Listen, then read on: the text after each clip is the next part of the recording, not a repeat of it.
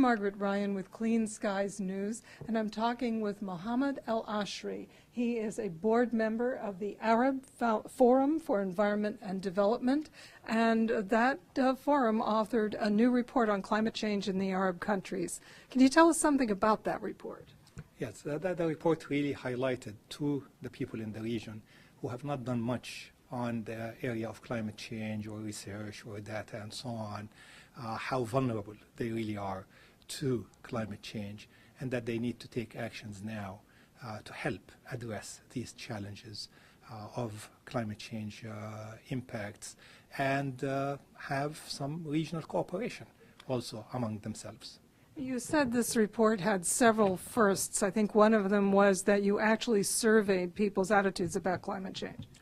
Yes, I think it's for the first time, someone actually gathered some information about how do people feel about it. And it was really surprising how it was a huge majority of people who actually recognized that there is something called climate change, that it is caused by human activities, and it will have serious impacts on their own countries, and realizing also that their governments are not doing very much on that front. So this has not been a priority yet for the governments in that region. It has not, and I think it's because they always look at the statistics that says that the contribution of Arab countries to global emissions is only 4.2%. So it's as if what they are going to do does not really matter. But they forget that the impacts are going to be huge on their own countries. And I think that's one of the main purposes, really, of this report, to highlight that to them. Your report matched up projections of sea level rise in one part that showed some fairly substantial impacts. Were those a surprise to people in those governments? It was a surprise, particularly to people really in the Gulf area, like Qatar, Bahrain, UAE. They did not really think about the impact of sea level rise as affecting them as much. But in terms of land area, Qatar will be the most exposed, for example. And at higher level of sea level, you'll find major parts of their activities, of their development activities in the coastal zone will be affected as well.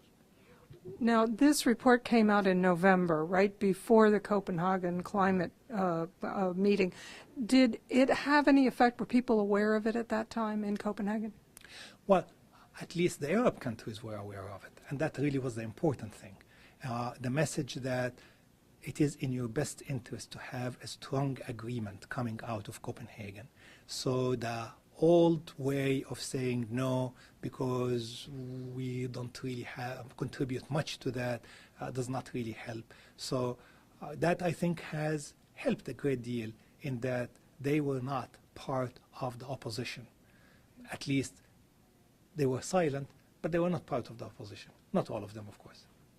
Well, where do you take this report from here? What are the next steps for you?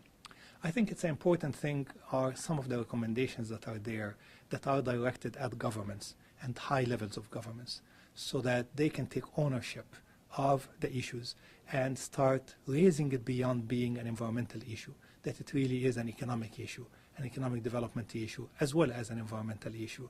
And we recommend, for example, that high-level committee chaired by the Prime Minister ought to be instituted in every country, supported by a technical group that will do the assessments, that will gather the data, that will support the research, and then, of course, regional coordination as well among them.